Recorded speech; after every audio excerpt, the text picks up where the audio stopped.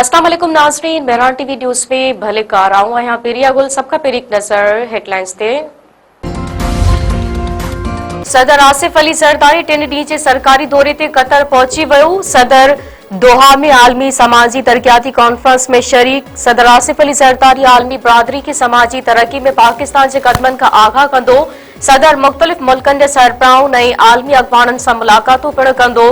दौरे दौरान PP chairman Bilawal Bhutto Zardari भी सदर सां गॾु।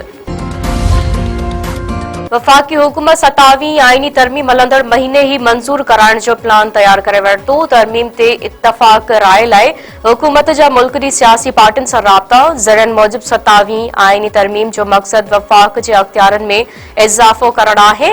NFC अवार्ड में सूबनि जो हिसो घटि कयो वेंदो। कमांड ऑफ आर्मेड फोर्सिस जे हवाले सां आर्टिकल 243 में तरमीम जी तजवीज़ भी तैयार।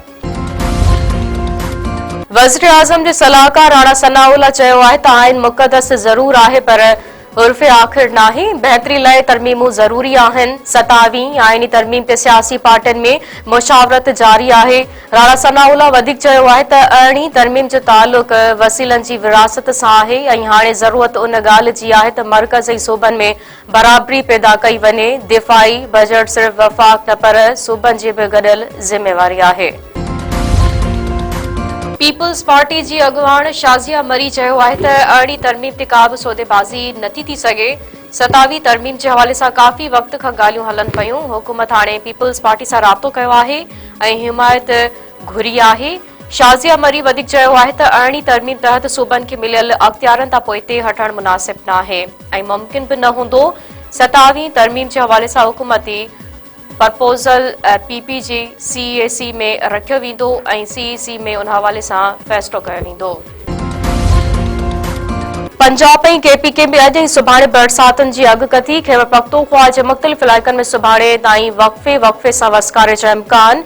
PDM जो चवणु आहे त अॼु ऐं सुभाणे लाहौर समेत पंजाब जे इलाइक़नि में हल्की बरसात जो इम्कान आहे। बरसात खां पोइ सूबे अंदरि फ़िज़ाई गदिलाण में घटिताई ईंदी। CTD खंबे गुम थियल शागिर्द अॻवान गनी अमानी सरमद मीराणी खे आज़ाद करण वारो फ़ैसिलो चैलेंज करे छॾियो। CTD पारां मैजिस्ट्रेट जे फ़ैसिले ख़िलाफ़ दाख़िल करायल दरख़्वास्त ते ॿुधणी। गनी अमानी सरमद मीराणी जी बाज़ियाबी लाइ वारसनि बि दरख़्वास्त दाख़िल कराए छॾी। अदालत धुरियुनि खे नोटिस जारी कंदे 10 नवंबर ताईं जवाब तलब करे वरितो। सांगड़ वेझो तेज़ रफ़्तार बस जो मोटरसाइकिल खे टक्कर, 2 ॼणा फौत। राउतियाणी में रोड हादसो, फौतियुनि जी जमराव वासी सूमर भील ऐं मेवो भील तौर सुञाणप, 1 ॼणो ज़ख़्मी। ड्राइवर मौक़े तां फरार, पुलिस बस खे तहवील में वठी छॾियो।